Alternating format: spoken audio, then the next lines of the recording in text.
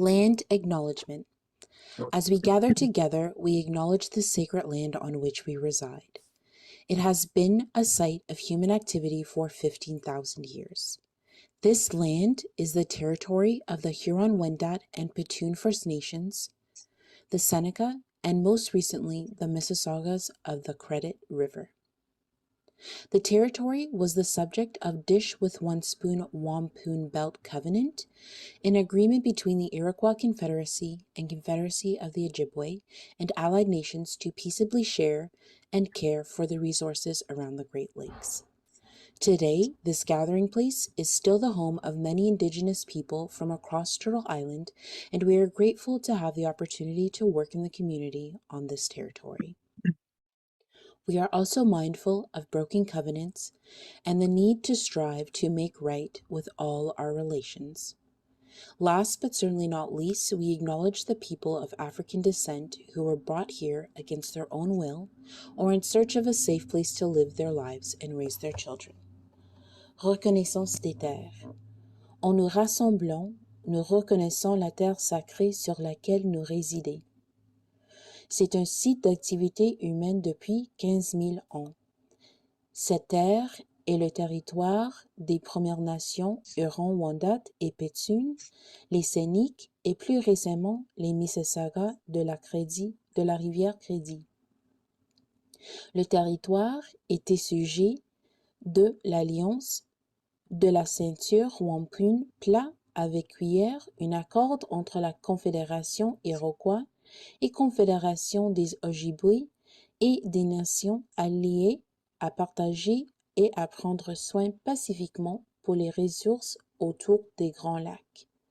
Aujourd'hui, ce lieu de rassemblement est toujours le foyer de nombreux peuples autochtones de toute l'île de la Tortue et nous sommes reconnaissants d'avoir la possibilité de travailler dans la communauté sur ce territoire. Nous sommes également conscients des alliances brisées et de la nécessité de nous efforcer de guérir toutes nos relations. Dernier point, mais non le moindre, nous remercions les personnes d'ascendance africaine qui ont été amenées ici contre leur volonté ou à la recherche d'un endroit sûr où vivre leur vie et élever leurs enfants.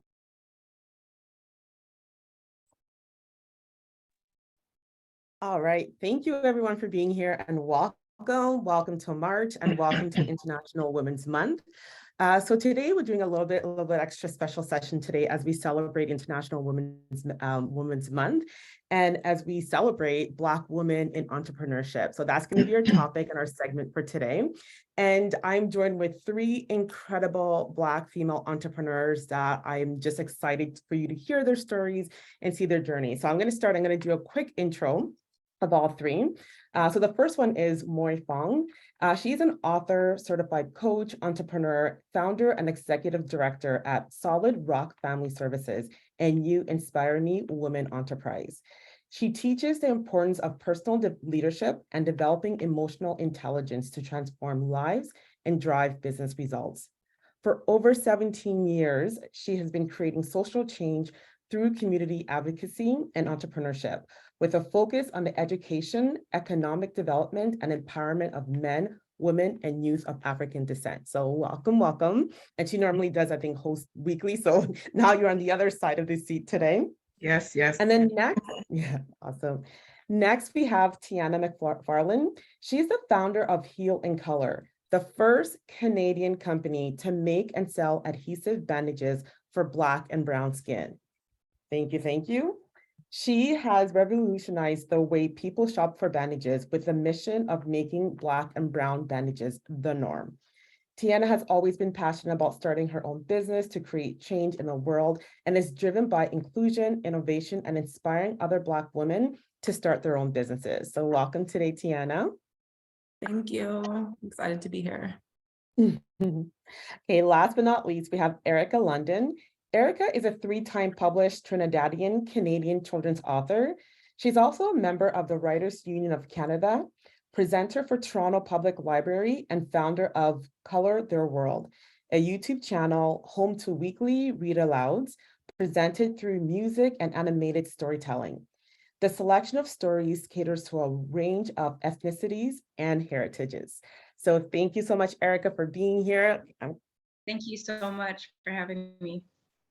Thank you. Okay, I'm going to jump right in and I'm going to start. I want you guys, all three of you guys, to answer this question because this is where, just to kind of like get into your journey. And Moy, maybe we can start with you. Can you just tell us about your journey to become an entrepreneur and what actually inspired you to start your business in the first place? Yeah, certainly. Thank you so much, BBPA, for having me as a panelist. It's so good to be here. It's so good to be on the other side, on the other side of the screen, I guess. I don't know if it's the other side, but in any case, welcome everyone who's joined today. So thrilled to really share with you today. So my entrepreneurial journey really, you know, I believe that I was born an entrepreneur, right? Everything that I've done in my life was really led through entrepreneurship. I would say that my journey really is a biographical one. So it was out of my personal need for you know, my finances, for wanting to increase my finances, that I got into entrepreneurship. So in short, because I know there's a 3 of us. So in short, it really is just wanting to provide solutions for my own problems, and then eventually wanting to help other people to come out of their, oh my goodness, let me start over. I'm going to apologize because I'm not sure why I am stumbling over my words. So let's start over, Yuchechi, okay? So good afternoon, everyone. My name is Fung. I typically host this session, and for whatever reason, I'm tripping on my words, but my entrepreneurial journey is, like I said, it has been one that is biographical. It was through my own personal need and cry for help to increase my finances, why I started in entrepreneurship. I first started off really as a young mother, right, where finances was very limited. I pretty much started with, when I was on maternity leave with my, I believe it was my 2nd son, I was living in an apartment building and needed some extra income. So what do we do when we have these situations where we need to make ends meet, first and foremost?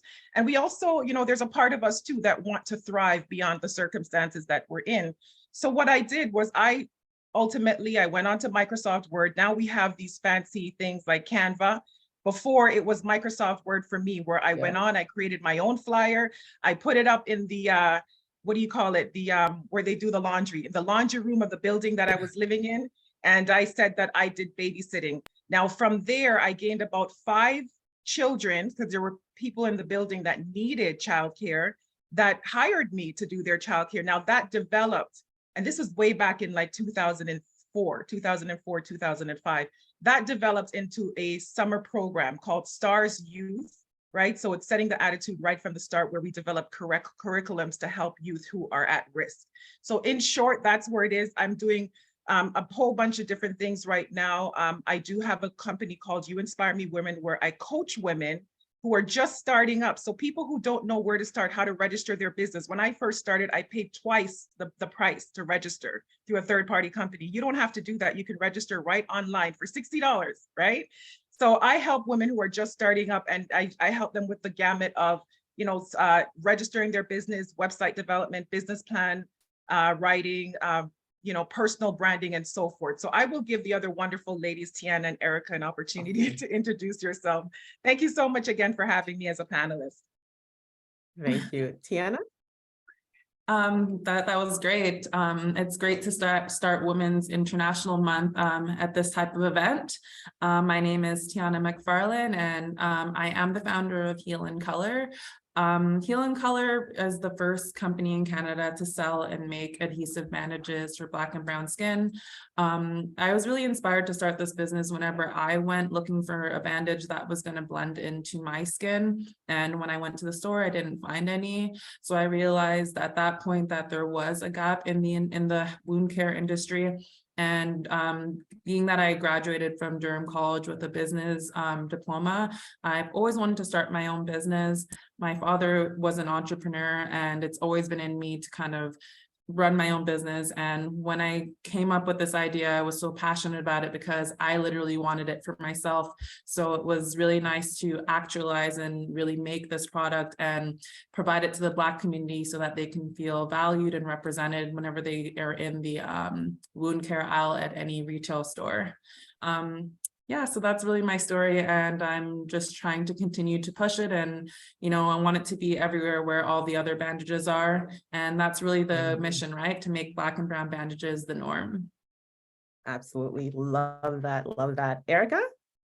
Great. So hello, I'd like to thank you, BBPA, once again for having me as a panelist. There's so many facets of my business. Okay, my name is Erica London. I am a Canadian children's author. The name of my company is Color Their World. As mentioned before in the intro, Color Their World is a YouTube platform where one can find children's books presented as read-alouds through animated storytelling. We proudly have over 130 books on the channel where I am the reader. Some of them are presented in French, different languages, kind of making more interactive for children and engaging for them as well. Aside from that, I guess you can say, I don't know if I should say 3-time, but maybe 6-time published author, because with each one of my books, I have an activity book that coincides with it. We've now launched alphabetical and affirmation flashcards as well. My books essentially speak about subject matters that are difficult to discuss. First, I guess the first one, Missing You, kind of started out of a need. At the end of 2019, I had lost my uncle just prior to us, the province announcing the pandemic, and I couldn't find children's literature to speak to my children about loss. So that's where the birth of the first book came about. It's written in poetry form with facts and questions at the end to assist both adult reader and child. And we have a series of books that follow. Now I am proudly a member of the Writers Union of Canada, CanScape, presenter for Toronto Public Library, and I travel from province to province doing presentations within public schools for my books. I love that. Incredible. I just want to just underscore some of the things you guys said. And I think for everybody that is here watching here, is where there's a gap in the marketplace. There was a need, a dire need in the solution that you guys knew that you can provide a solution to.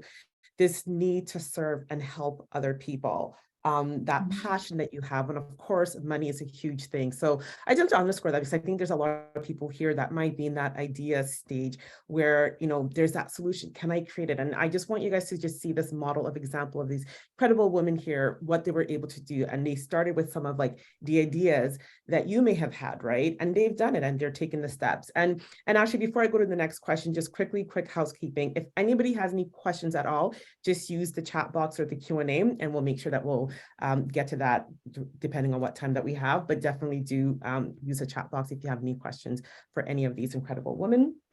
So I love that. Okay, my next question to you is where, as a Black woman in entrepreneurship, what obstacles have you faced and how have you overcome them? So maybe we'll start with you, Erica. Is there kind of the things that you found in yours? Obstacles that I face is trying to find a way to not pigeonhole myself with the idea that I had for my business. It's very easy for someone to write a book and become an author. For others, it may not be as easy. Anyone can write, pen, paper, you can write. You can speak to someone and get advice as to how to put something like this into paper to make it, to sell it. It's adding value to your product and enabling others to see the importance that you see. And that is one of the obstacles that I had in the beginning. And it happened quick and fast. And I'm like, okay, if I want this to work, I'm going to have to change. And I think it was the very first time when I had written the book and I had presented the book to the Ontario Bereavement Association. And the one location specifically, it was during the pandemic. They said, oh, you know what? We can't really handle books with paper because of the pandemic. And I was like, okay, this has got to change. How am I going to pivot my way around this? And that's where the birth of the YouTube channel came about. So it was still getting the books to the children, to the community, no paper. And then in the back end, still trying to figure out how will this pandemic eventually end? And when it does, how will I be able to market my product? I love that. Being able, that pivot word. And again, too, that delay was not a denial. I'm sure you were excited. Oh my God, it's there. And then all of a sudden it's like, yeah, there was a roadblock, right? But now it's not a no. That delay was not a denial. You kept going and here you're at. Love that. Yeah. All right. Tianna, how about yours? I mean, I'm sure, especially with the industry that you're in and, the competition, what is your story? Do you mind repeating the question for me one more time, please? Yeah, as a Black woman, like what obstacles have you faced and how have you been able to overcome them? So in your business. Okay. Yeah, so some of the obstacles that I did face with this business was finding a manufacturer that would take me seriously. Black and brown bandages are something where it requires a little bit more effort. They have to find the materials and the colors to actually create the product. So a lot of these manufacturers didn't really want to do that and were kind of just like, no, sorry, we can't give you your business, or they wanted to like charge me so much more to do it. And so that was a huge obstacle for me. I had to go through like a lot of manufacturers to finally come across the one that I have now. I feel like when you're first entering an industry such as like healthcare, especially the wound care industry, like you don't typically see people that look like me. So they probably just didn't want to deal with me, but I just kept on trying and I actually found a great manufacturer now. So my resilience just played a big part there. Like I knew that I still wanted to make this product. I wanted it to become a real product. So I kept trying to find a manufacturer that wanted to do the extra work and find the right materials. So yeah, I think that obstacles are just people telling you no and just not taking you seriously, but you have to be resilient and you have to keep trying and just stay determined and stay focused on your end goal. I love that, resilience and persistency.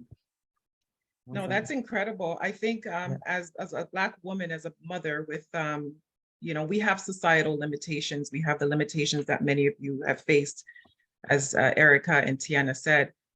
For me, it was more so internally, as a young unmarried mother at the time with meager finances, not having a clear strategy as well, right? Oftentimes we get into business not having a clear strategy or a clear objective of what it is that we're trying to accomplish. And that was what posed many of the obstacles for me. So it was only when I worked on those things, we're talking about work ethic also, right? It was only when I worked on the work ethic, the, getting clear on my vision and overcoming or at least working on the financial aspect that I actually started to see that next level of success. I love that clear vision and just, having that plan in place to keep moving forward. And I just want to underscore this because I come across so many entrepreneurs and they get into that place or, they feel stuck, but are you clear on your vision? Are you clear on what you need to do? And once you get that clarity, we are going to get those doors closed, but being able to move forward. And the next question is about, can you guys share like any particular moment or experience that you thought was like that defining moment, that turning point in your entrepreneur journey? And Tianna, I'm going to start with you on that one. Yeah, I would say the turning point in my career, I would say it's when I hit selling over 20,000 boxes without being in a retail store. Wow. I feel like Amazing. just starting a business and selling 20,000 of anything like on your own without a retail store is like a pretty big accomplishment. I figured at that point, I'm like, okay, yeah, this product is good. I haven't received any bad reviews, like not a single one. The product speaks for itself, and I just have to continue scaling it. And once I made that many sales, I knew that I knew that I could continue to make more sales. If I can do 20,000, I can do 100,000. If I can do 100,000, I can do 500,000. If I can do 500,000, I can do 1,000,000. So it's like in those moments where you finally like meet milestones like that in your career, it just kind of open your eyes, like I can actually get further. And I think that would be like the defining part in my entrepreneurship career. I love that. And honestly, kudos to you, like well done in terms of like 20,000 units being sold. You don't have that retail partners to do it. This is coming from you. These are people trusting you, your brand, your work, getting it out there, buying direct from you. So that's incredible. Exactly. Awesome. How about you, Erica? That defining moment in your business. That there's so many. I will pick one. Okay. The one defining moment I believe was me having my books available in 10 Indigo Chapters locations across Canada, and also my books available online. There's two different ways that you can work with a company like this, and the way that I chose to work with them was the way that I wanted to be able to monitor the sales that I was having, because they could always order from a major distributor, but for them to be able to work with me, it means a lot. And it's showing that, you know, well, for me, that my hard work is really paying off. There's a lot that goes on behind the scenes. And, you know, sometimes when you do the posting and the social media and whatnot, people are always seeing the after, but they don't see what really goes on beforehand. And I'm really grateful for that. Yeah. Awesome. I love that. How about And for last yourself? and I guess not least, yes. Yeah. Defining moments, much like Erica, there certainly are many. I think, you know, as much as this may not sound deep, it was at that moment when I gained clarity.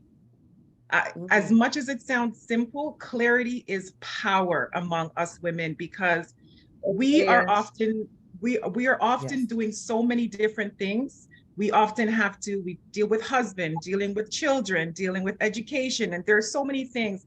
And we tend to start in entrepreneurship in a way where our passion is, we're just going by our passion.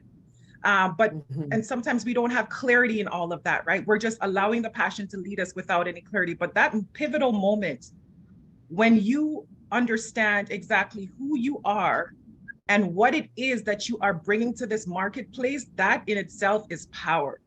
And It is. I mean, the money speaks for it, because I've been able, thank God, to really work, to be self-employed, and that has sustained me over the years. So I'm truly grateful for that. But again, my answer, quite simply, it's just really gaining clarity. Oh my God, don't even say simply. Like I love because, you know, one of the things I was like, when I do like business programs and stuff, and I'm teaching it, I'm like, I always say the foundation, we're not looking at your marketing. We're not even looking at your financials. Clarity is first, right? And it's like, because it gives you, like you said, it's power, gives you power, and it gives you that confidence, right? Because we're always like, there's so many things being thrown at us, but now we have clarity. Now we're like, we can go, we have that fuel, we have clarity on our what, on our why. And then there's all these other stuff that's around the way, then we can just, you know, be able to ignore that. And like you said too, like the fact that there's clarity on your value. And, you know, if I think about Tianna, and even for you, Erica, like the work that you're doing about, there was no books to talk to kids about a topic like this. When you see that and you're clear about, this is what I'm offering, then I don't know about anybody else here, but you just stand up taller and you're like, no, I'm going to share my offering. This is what I bring to the table. I'm going to own that in a big way, right? So it's not simply that is a powerful tool and place to start from. I love that. Yeah, it's I completely agree with what Moy said. Yeah, and there's no swaying you. Once you know what you're sure of, there's no, anybody could come with anything. There's nothing moving you from the path that you're supposed to be on. And even where they try to do with your pricing, you're like, no, I know my pricing, I know my value. I'm owning it, and you're not moving it. And where I see people falter off, especially with a lot of entrepreneurs, whether you're starting and even season one, is where there's that little bit of a hiccup, right? So this is why it's so important. Now I would love to hear from you guys. Like, what are some of the most important lessons you have learned as a Black woman entrepreneur? And how did this shape, your business strategy in any way? Moy, can we start with you on that one? Can you just repeat the question? Sorry. Yeah, like, what are some of the most important lessons you have learned as a Black woman entrepreneur, and how did that shape the way you come about your business strategy? Certainly. Okay. No one's coming to save us. Oh, no one is coming to mic save us. drop. That was the most important lesson that I've learned, because we have a vision, right? But no one has to buy into that vision. And oftentimes when we first start out, we are looking for family members and friends to support that thing that we do, right? But no one is going to save us. And the other aspect of that is that oftentimes we spoke about passion. I used to be the woman that would tell, because I am a certified coach, I used to be the woman that would tell other women who are starting up is, just identify your passion and let that lead you. That is not a bad thing per se, but don't stop there, right? Because what happens is if you just allow your passion to lead you, it limits you. So you also have to be open to those new things that become difficult within your business. So there's different aspects of our business that we're often told, hire someone who has strength in these areas. I don't necessarily preach that anymore. I used to say that. It's like focus on your strength. And there is a truth to that to some degree. But the other aspect of that is if we only focus on the things that we're good at, then there's no real room to grow. And no one needs to know your business.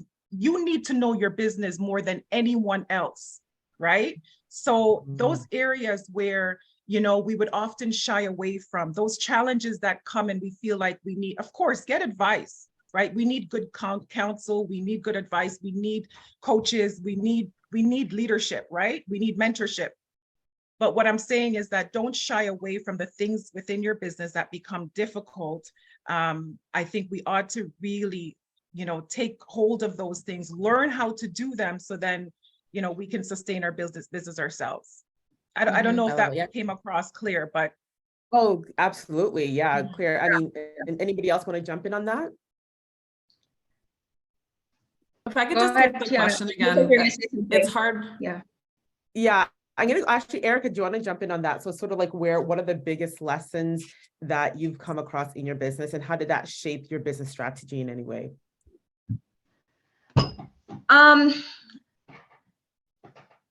There is only, okay, let me see if I could figure out a way to say this. I'll use being an author as an example. Your story will never be the same as someone else's. Everyone has a story to tell. The way that I connect with someone, in my case, a child, would be different from the way someone else will connect. And sometimes when you come up with a product, you would often hear, oh, no, we have something like this already. Oh, I remember years ago when I had started, when I was modeling for a short period of time, and you go for these casting calls and, oh, we have somebody that looks like you already. In this business, in this field of being an entrepreneur, there's only one you.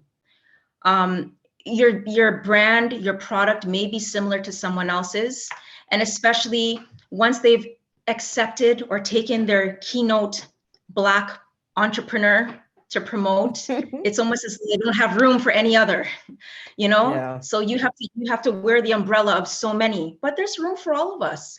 And I believe that it's a perfect space, even here as we speak right now, I would be so secure within myself that I would have no problem helping someone else, because they would never dim my light, because we're also giving an opportunity for them to shine. And I think within the Black community, that's something that we need to bring to light and make aware that there's room for all of us to grow.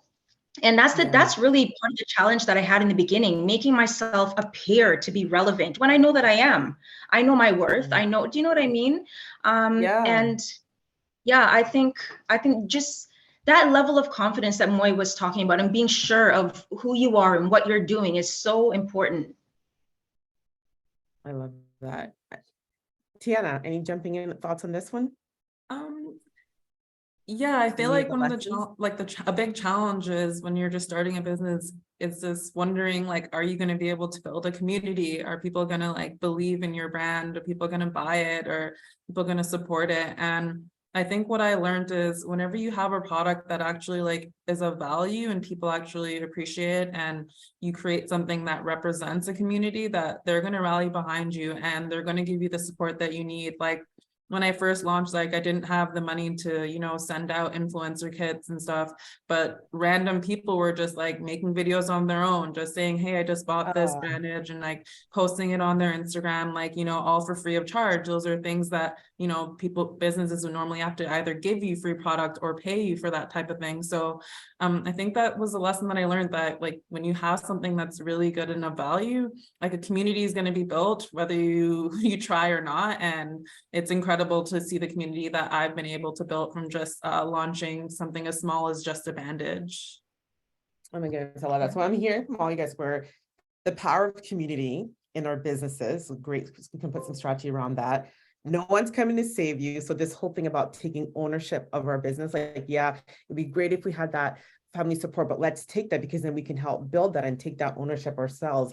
And I love the fact that I think, Eric, what I got from yours is really, there is an abundance of opportunities, right? Like everywhere. I don't have to compete with you. And there's just this beautiful energy of where when we work together, when we can collaborate and connection, like this is where, like, to me, like it adds more. So I think this is such a great conversation. I think I love the fact that you guys all said this, because again, as we kick off International Women's Month, and we look to fostering just female empowerment and the entrepreneurship, like this can go so much. This is how, like when we climb, we're pulling each other up with us, right? And this is just a great way. And I think you've all echoed that so brilliantly in how we can move forward. So thank you guys for that.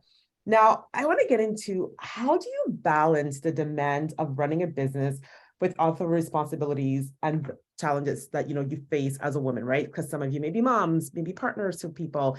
Like, how are you all balancing that? And maybe we'll start with you, Erica, on this one. I'm gonna be honest. I don't know if you want to start with me because I'm still learning. No, go girl. This is what we're here for. This is the conversation. Let's do it. Let's go.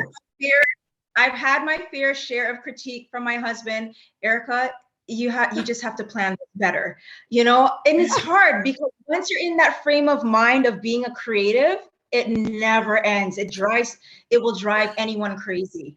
I'm a wife, mother of 4 children, 16, 9, 7, and 5. And then I also now I travel a lot more. So I, like, for example, I just came back from Vancouver yesterday. I was there for a week doing presentations in public schools, and it's immediately coming back home and putting on the hat of a mother. And that's, you know, to be honest, part of the reason why I thought this would have been the perfect, I guess you want, job for me to have it is because it gave me the ability to be present for my children.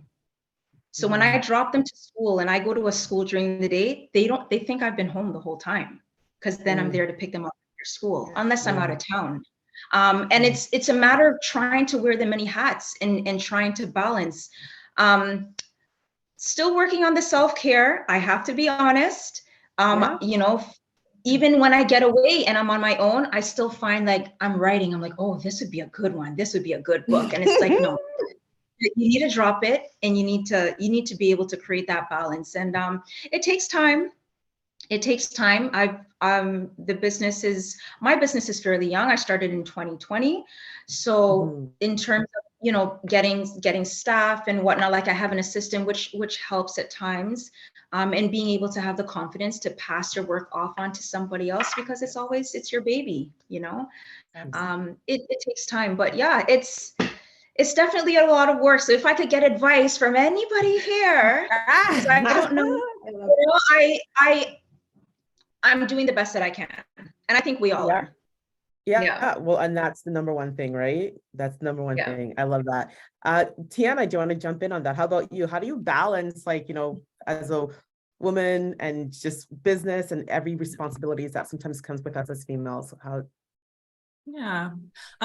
So I don't have as much as my plate on my plate as Erica does. I'm unmarried. I don't have any children, but I do work 9 to 5. I still have my 9 to 5 because I feel like maybe next year I'll be ready to let go of that. But for now, I like I'm able to make it work.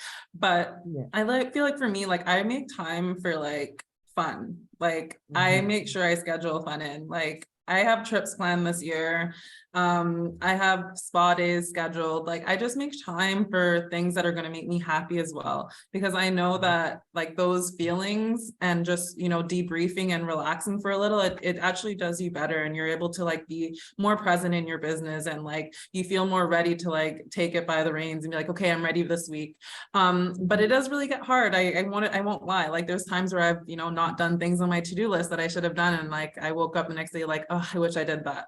Like, you know, it's just, but you spent some time scrolling on your phone because like you just needed that kind of break for a moment. And I don't think anyone really has the answer to this. Like we all have failed in like getting some things done on time, but you just have to prioritize the things that really have to get done and make sure they get done and meet those deadlines. And yeah, I mean, like it's hard. Like Eric said, I don't know. Like I try to make it work as best as I can, but I just gotta say, you gotta prioritize the self-care though, and the time and the downtime, because you're gonna burn out that way, and things will be worse. So Absolutely. Love that. So yes, Uchiche, I'm going to say this, that I won't say much different from what Erica and Tianna just said, except that yes, with Erica, with what you said in terms of getting better, we do get better. Right. So it doesn't get easier, but we do get better at managing. And I think ultimately when we are, I always go back to clarity, because when we're clear on what our core values are. So if my core value is, if my core values are, you know, health and wellness, you know, my emotional and mental well-being, if those are, and family and all of that, if that's at the top of my list, then it's okay if I don't respond to an email right away. Right. I believe in being responsive. I believe in, you know, the whole time management thing, but I think it's really good for us to, especially in this fast changing world where everything is changing so rapidly, the landscape of doing business has changed. So and even when COVID happened, even though many of us were at home, I felt like I became more busy during COVID. I'm not sure if you all felt the same way, right? So with that being said, yeah, exactly. So with that being said, I think it's important for us to truly become emotionally intelligent to the point where we're able to hear when our body speaks. If we wake up one day and even though we had our goals and tasks written down from the night before, if we wake up one day and we don't feel like it, then it's okay. Just rest. Rest, listen to your body, because nothing is worth your health. Because if your health isn't there, then what can you do? There is no business, right? So I'm very firm on us taking care of our emotional well-being, our mental well-being, our physical health, and of course, our family members, you know, just being present for them. That's my that. I mean, and I think what I'm hearing too is like about boundaries as well. And I want to share a story. Like I had interviewed Selena Cesar-Chauvin years ago, and she's another incredible woman in our community.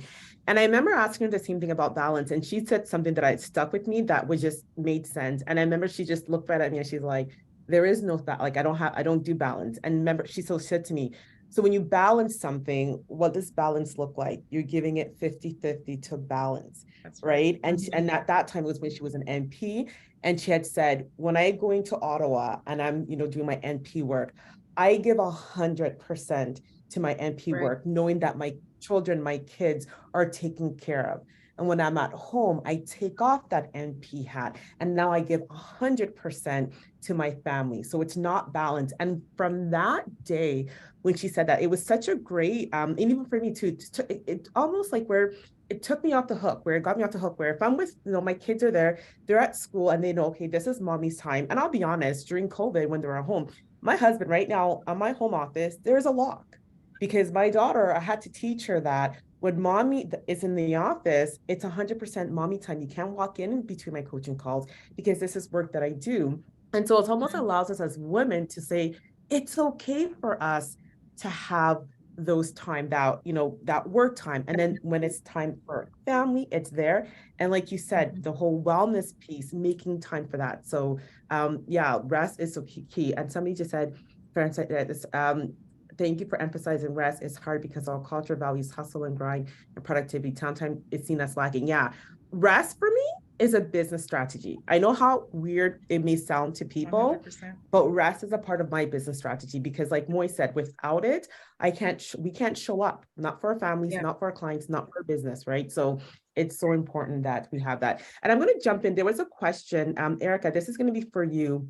Somebody had around writing a book about, to the question, in writing the children's book, do you use AI or other applications? So she's beginning to create her first children's book, and she was just wondering your thoughts on that. No, I don't use AI. Was there another part of it? Was that just the question she asked? No, she was just wondering if you used any tools like that. And maybe if she had, and Mona, if you have any follow-up questions to that, let us know, and then we can ask that later on. Yeah, so yeah, you just did it. You didn't have any tool, you didn't leverage AI for that. All right, I want to jump into my next question. So what advice would you give to other Black women or women in general who are aspiring entrepreneurs and are looking to start their own business? Moy, I'm going to jump in with you on that one. Wow. I would say, just going back to the comment that I made earlier, is yes, follow your passion, because often that's what leads us to where we need to go. But be open to the challenges that come. Again, if we simply just follow our passion, then that limits us to, it really limits us, because we don't know what we can truly become when we tackle. If we know anything about growth mindset, this is something that I started really listening to and reading about over the last few years with Angela Duckworth. I'm not sure if you're familiar with any of you are familiar with her, and she teaches the concept of growth mindset. So there's no challenge that we can really come across as human beings that we can't learn and that we can't become exceptionally good at, right? So it's important that as the challenge comes, especially if it's pertaining to the business that you're so passionate about, don't shy away from it. Don't give up, don't throw in the towel, don't think that you can't move forward because this challenge is so big. Dig into it. Dig into it, get to know that challenge, get familiar with that challenge, and become good at it. There's a book that I read a few years ago. As a matter of fact, I'm still reading it. It's on my Audible. And I'm still reading it. Get so good so that they can't ignore you. And it really challenges the passion mindset, because we are so focused on passion that we're so limited. It doesn't allow us to grow in other areas. But if we get good, that they can't ignore us. It doesn't matter if we're Black, we're white, we're blue, doesn't matter. They won't ignore us. So I think that is one of the mistakes that I've made. I've shied away from the challenges and my business became stagnant. But now I tackle it head on. I mean, it's good to know it's good to know what you need help with, right? And it's good to seek that help, but don't be afraid to tackle the challenges, because from a scientific standpoint, our brain, I'm not sure if there might be some neuroscientists on the call, your brain actually, it develops new neural pathways when you learn a new task, right? So please, let's stay away from that. Like, just follow your passion and do what you're good at and hire the people that, no, this is our business. And again, no one's coming to save us. So let's put the work in. That's all I have. That neuroplasticity, baby. All the time, the brain can change. This is such a beautiful thing, and I love you for that, because people when people say, "Oh, I'm not good at this," and I don't look at it, because you keep telling yourself that, and the more you tell yourself that, your neurals that fire together wire together. So important for us to flex those muscles. Tianna, what about you? What advice would you give to a Black entrepreneur that are looking to start their business? How would you share? What would you share with them? My advice would be, don't be afraid to start small. I feel like we all have this idea that we have to launch our business and it have all the bells and whistles and be just so put together and perfect. And that's just so wrong. I launched my business with just one box of bandages, and now I've grown and I have 5. So once you like start a brand, you get the ability to continue to grow. And actually people do want to see your growth as a business. They want to see you dropping new products, adding new services, etc. They want to see your business go from something really small that wasn't really ironed out to a really polished, ironed out business. Those are things that are part of your story and your community wants to see. So like if you only have one thing that you want to launch, just open your e-commerce store and, you know, just launch it. Let people know about your brand and become familiar with you. And then, you know, you can start dropping more products in your e-commerce store. You don't have to have everything ready to go at once. Yeah. Oh my God, I love that. Like, this is something I love about, I always say crawl, walk, run, crawl, walk, run. And yes, you know your run, right? But what does crawl look like? And it's okay because, as you know, anybody that knows had kids and teaching them to walk, like if they started running before they start to crawl, they're just going to fall flat in the face, right? And you know, one of my mentors, and I also coach inside of her B School community, Mcfarlane, we always talk about, you know, starting small does not mean thinking small, right? You can start small and then you go, and from that starting small, just taking that action, you get feedback. From that feedback, now you gain even more clarity, like we talked about, right? And then now you can continue to go forward. So I love that you said that. And for anybody that's starting right now, like, yes, starting small does not mean thinking small. And that's going to be your first step. And especially too, if you start small, you sometimes when mistakes happen, and I'm sure for you with that one packaging, had you had done like 1,000 and it was something as an issue, now you've got 1,000 mistakes and more money tied into that versus the one thing, right? So there's so many beautiful things that can come from us just beginning. So I love that you said that. Erica, what about you? Any advice that you would give to Black women? I will definitely have to say vision board, business plan. Woo! Okay. Talk to me, girl. And I will, and maybe it's because it's the writer in me.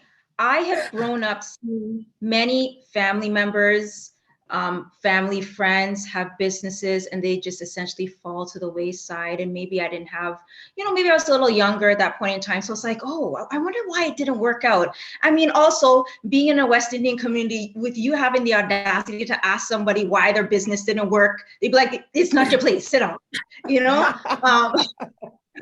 But really, I started with a vision board because I thought really big. I'm like, Erica, the name of your company is Color the World. You cannot limit yourself to Toronto. You cannot limit yourself to Canada.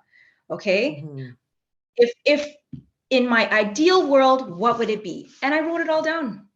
All the different areas, different brand, you know, different communities that I would branch off to with each book, which community I would or organization I would approach. And then the business plan is, I think it's really important, especially if you're intending on your business to grow and you're approaching banks and other companies and whatnot, they want to see something that shows that you're sure about what you're talking about. And you know, that the confidence shows in the work that you present and in the business plan that you present. It's not, oh, I have a business. Yeah, I started it a year ago, but, oh, so what are your projections? Oh, you know what? I haven't got to that part yet. And I think it's really important that when you write it down and you put it on paper, you see it for yourself and you believe it. And you become so passionate about it because you're reading it every day that when you're speaking to someone about it, they actually believe what you're saying because you believe it within yourself. So yeah, I love that. Like, I just love the fact that you married, and this is like my jam because I love that so much, the metaphysical with the tactical. Because I see some people doing a vision board and then I'm like, so what's your break-even point? And first of all, they don't know and it's okay if you don't know what break-even point is, but we're learning that and learning the math and the numbers. But then sometimes too is where it's about the numbers and they're there, but you don't allow yourself to tune into the energy and look at the big picture and using that, you know, right brain part of the work but adding that together, now you're tactical, but now you're leveraging metaphysical principle that, you know, it's really based on science and you're marrying them together in a way that gives you this meat to your business. So loving that. Can I just add to that, Uche? Yeah, jump in. I have written business plans for individuals who, like say for instance, I write a business plan for a trucker. That is all he knows about his business, is just how to drive that truck. He knows nothing about his projections. He knows nothing about the marketing. So I'm saying this just to be in agreement with Erica. Listen, we got to do our business plan. And even if you hire someone to do it professionally for you, be in the process of that. Like, still be in the process of that. Do your market research, do your SWOT analysis, learn your business, because again, this is your stuff. This is your business. So that's great points, ladies. And that's what I would add for sure is, be a part of your business. I should know your business more than you know your business. This is absolutely, absolutely true. And so I want to jump into what motivates. So right now, actually, no, two things I want to do if we quickly is where one is, what do you feel right now are the most pressing challenges facing, women in the entrepreneurship today? And what do you feel could be some steps that can help, move forward and eliminate some of these obstacles that you have? Tianna, I'll start with you because I'm sure like you have like a product-based business and there's a lot that you have. What do you think are the biggest challenges for you right now? That was like can you just say the question one more time? Because it was very. What do you think are the most pressing challenges right now facing Black women in entrepreneurship? And what do you think could be some steps that can help to alleviate some of this challenges? Right. That's a good question. And maybe if you're thinking through, maybe you want to jump in what maybe more you can start, and then we'll jump back to you. Yeah, this is based on my own experience and based on the women that I work with. Finances, and I believe stats are there to prove it as well. Finance is always that biggest challenge. But in terms of, I think as we start businesses, like Tianna look at her. She's a woman that operates in wisdom. And the reason why, I remember her saying at the beginning that she's doing so well in her business, but she still works a 9 to 5. Sometimes we should be willing to do that as well. Oftentimes we want to just go out into business and we don't even have everything planned out. Tianna, I commend you for saying, listen, I'm going to stick with my 9 to 5. I'm going to do whatever it takes, whether it's to bootstrap and to provide the resources that I need in order to sustain myself. And that's what I would say. I would say, as much as the financing is a challenge for many of us, most of the time, we don't even know how to handle our own finances. And I'm going to speak for myself because that was that was my situation, right? And I think, learning how to become more disciplined in handling, we're talking about budgeting and how to spend and even understand the checks and balances, understand, all that we need to understand in terms of the accounting of our business.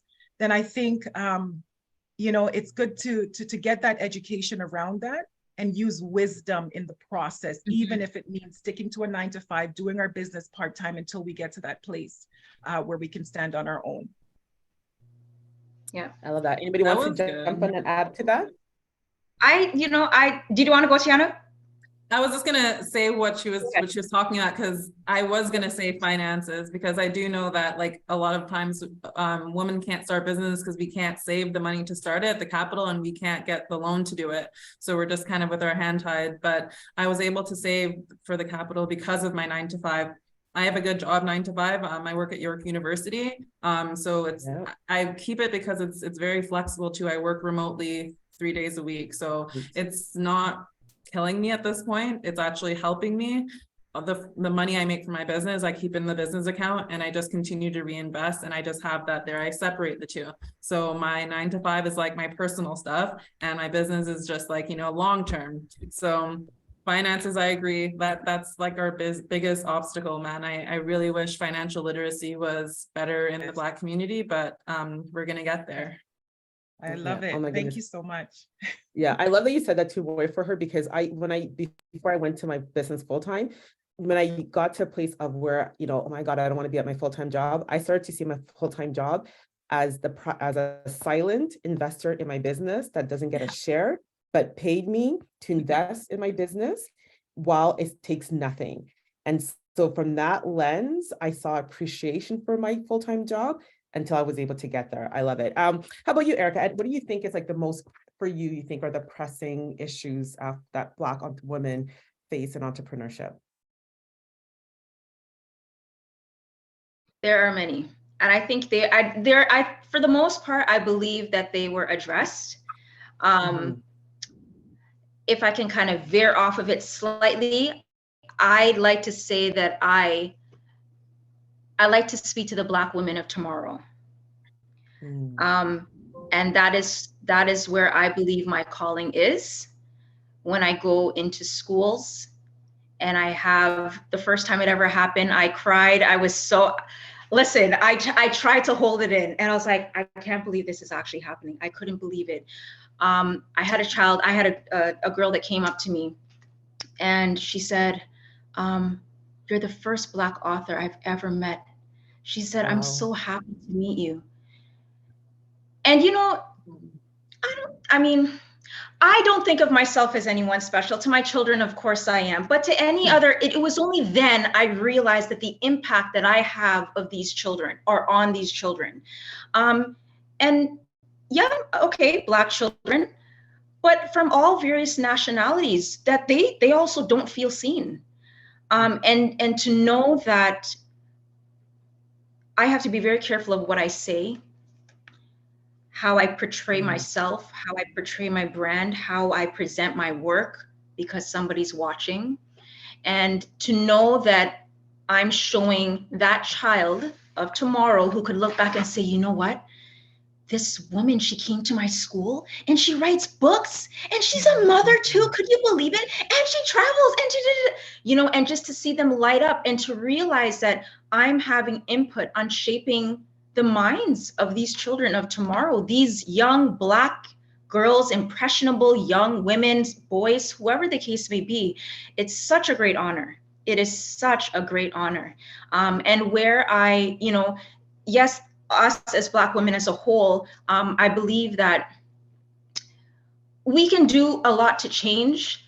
But when you are able to tap into a community and to kind of just go right down to the bottom, the people who don't feel seen or not heard are these children, and to know that, you know, we as adults, and it could be with any business, having interaction with people in the community. I mean, Tianna could do a pop-up somewhere and have an interaction with a young child or whatnot, to know that you're changing the mindset and the lives of these people. It means a lot. And I know you say Black women, but I just like to say the Black girls. Yeah. Yeah, I love that. Okay, I know we're like, I mean, I can speak to you guys for time and we're really out of time right now, but I'm just gonna go quickly, 20 seconds for each of you, just sort of where, like, your closing thoughts and, like, you know, and I think, Erica, you probably just said this for yourself, like, what motivates you to continue? You probably, like, you've just said it brilliantly in what you said right now.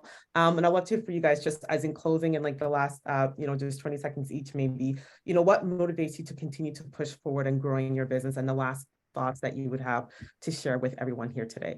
Moyi, we'll start with you. Certainly. So I love what I do. Again, I believe it's just God has created me with a passion to create solutions for some of the issues that I've seen. And that's what drives me. But I think what also drives me is my success is not just for me.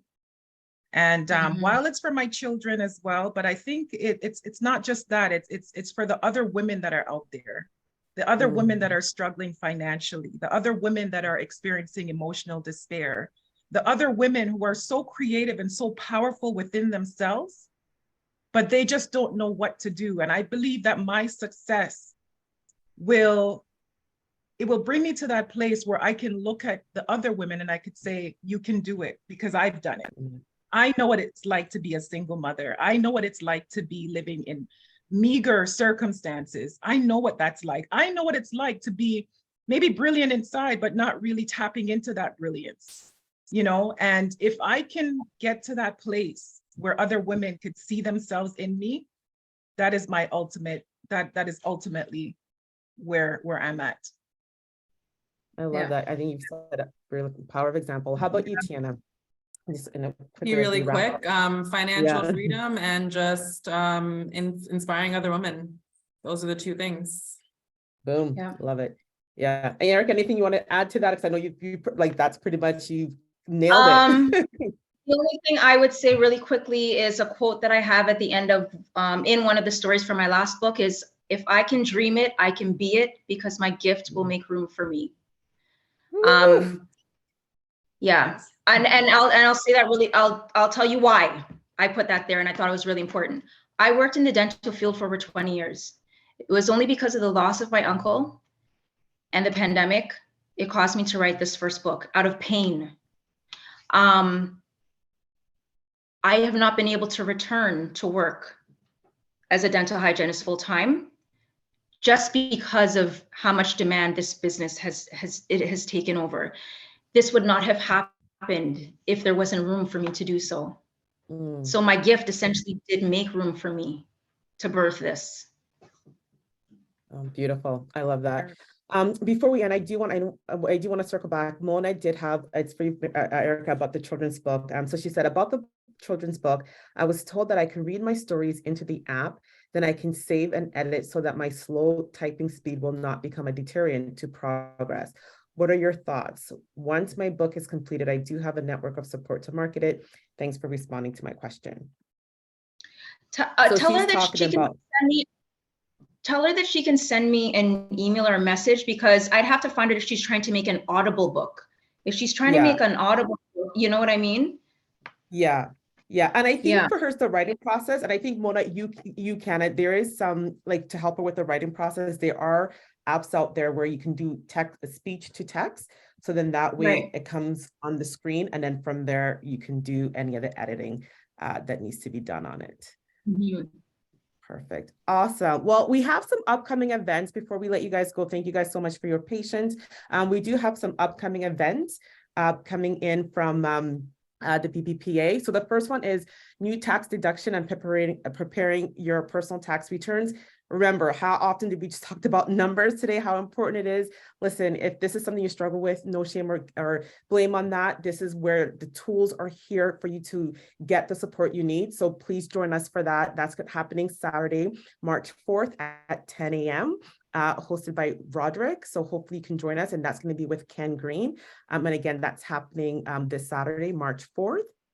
And then we have another event happening. We can put the other screen on. I believe there's a second one. Yeah. So we have another International Women's Month celebration continues March 8th on the International Women's Day. That's at 12 noon. So this is Black Women in Tech. And again, we have our sister coming back, Moi Fung. She's hosting that. We have Towu and Buki that's going to be coming on. And tech is a beautiful thing right now. Don't be afraid of it. I'm loving tech tools right now, even just for my business that's not really in tech. But this is a great conversation. We need to be in part of these conversations. We need to bring ourselves to the table, and the incredible programs, from the BPPA is there for you. Please leverage it. I'm so glad that you're here, because the fact that you're here tells that it's important to you. So please continue to take advantage of all of this incredible opportunities that this great organization is bringing to you. So that way we can help you build that business, expand your network, and get that success that you're looking for. So again, and then Eric, I think there is your email. We will get that to you. So maybe Mona, if you want to follow up with the BPPA, we'll do that connection and then get the email sent to you so she can answer it further for you. So again, thank you so much for being here. Welcome to March. Welcome to International Women's Month, and so grateful to be here with you guys. And thank you, the Black Business Professional Association, for having this and all the other conversations that you guys do all throughout the year. So thanks for being here, and we'll see you guys soon. Take care, Thank everyone. you. Bye-bye.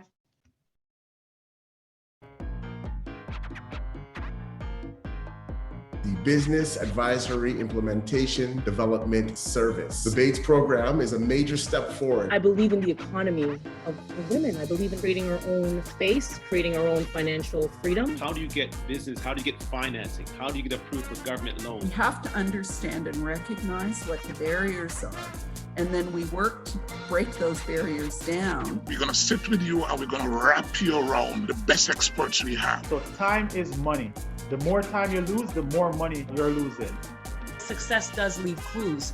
And if you pick up on those clues, you too can ascend in that same path. As an organization, we've really made specific efforts to help you pivot so that you can thrive.